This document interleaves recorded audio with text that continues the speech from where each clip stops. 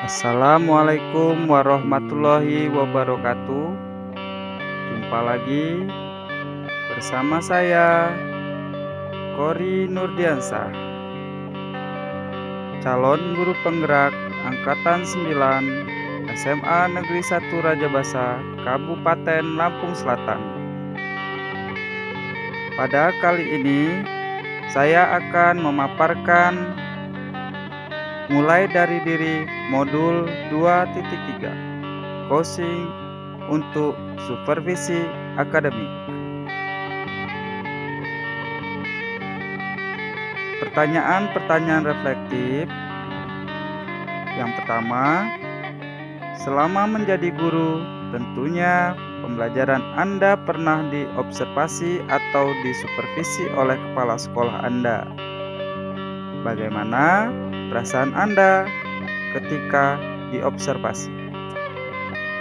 Ceritakan pengalaman Anda saat observasi dan pasca kegiatan observasi tersebut. Menurut Anda, bagaimanakah proses supervisi akademik yang ideal yang dapat membantu diri Anda berkembang sebagai seorang pendidik? Menurut Anda, jika Anda saat ini menjadi seorang kepala sekolah yang perlu melakukan supervisi, di mana posisi Anda sehubungan dengan gambaran ideal di atas dari skala 1 sampai 10. Situasi belum ideal 1 dan situasi ideal 10. Aspek apa saja yang Anda butuhkan untuk mencapai situasi ideal itu?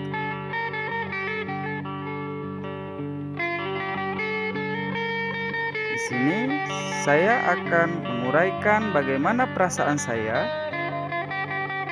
Perasaan saya pada saat disupervisi tidak dipungkiri ada rasa kurang percaya diri dan grogi, karena ada kekhawatiran kurang lengkapnya administrasi maupun yang lainnya dalam hal proses pembelajaran yang saya lakukan. Kemudian yang selanjutnya, ceritakan pengalaman Anda saat observasi dan pasca kegiatan observasi tersebut. Ketika diobservasi, kurangnya rasa percaya diri saya dan ada sedikit grogi karena masalah faktor administrasi. Dalam proses pembelajaran, apakah sudah lengkap atau belum? Atau mengenai administrasi, sudah benar atau tidaknya? Sedangkan pasca observasi, hati saya terasa lega dan tenang karena saya mendapat masukan dari kepala sekolah. Ada hal yang harus saya tingkatkan dalam proses pengajaran yang lebih kreatif dan lebih menyenangkan, serta memberikan gagasan baru terkait kurangnya pada diri saya. Dari hal inilah sangat berguna bagi saya untuk meningkatkan kompetensi yang saya miliki dalam pembelajaran.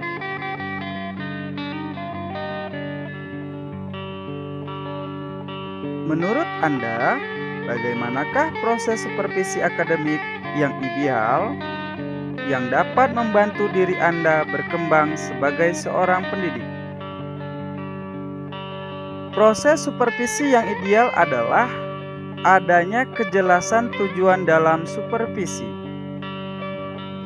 Indikator yang disupervisi pun harus jelas.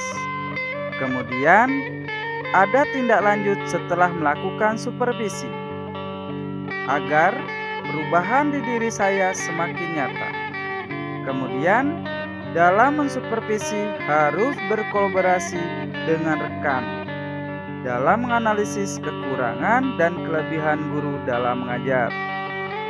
Supervisi yang baik menurut pendapat saya adalah membantu guru mendiagnosis secara kritis kesulitan-kesulitan guru dalam mengajar, bukan hanya mencari kesalahan dan kekurangan dalam mengajar, dan harus memberikan kesan yang baik agar guru-guru merasa nyaman tanpa adanya tekanan dari sikap otoriter seorang pemimpin.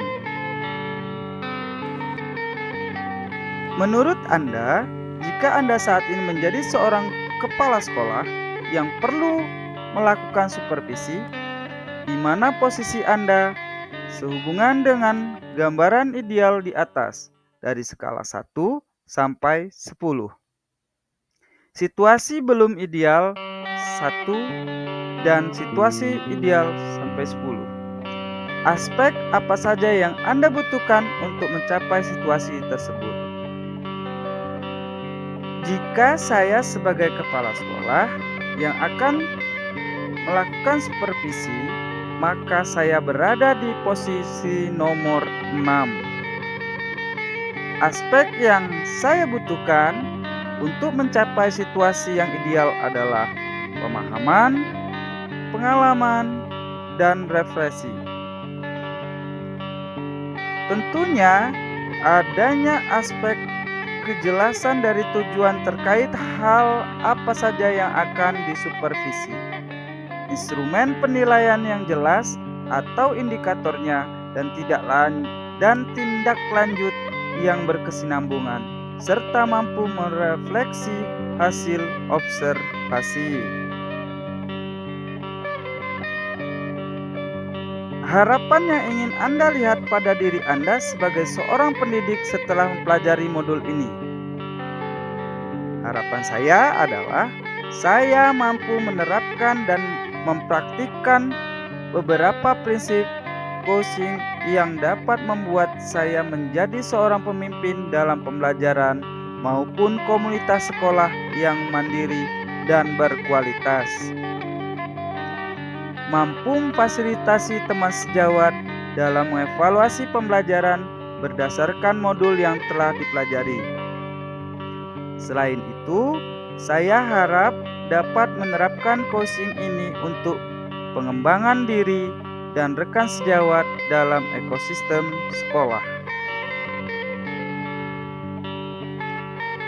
Apa saja kegiatan materi manfaat yang Anda harapkan dalam modul ini? Pertama, kegiatan yang bersifat praktik dalam menerapkan komunikasi yang memberdayakan dan mengembangkan kompetensi rekan sejawat dan menggunakan paradigma berpikir dan prinsip coaching. Materi konsep coaching secara umum dalam dunia pendidikan, alur percakapan coaching, supervisi akademik dengan paradigma berpikir coaching.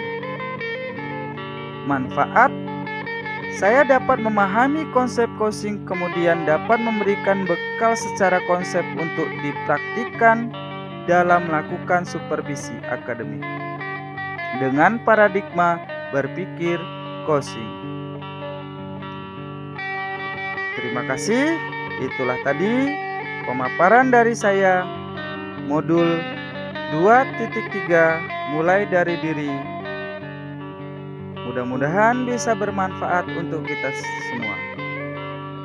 Saya akhiri.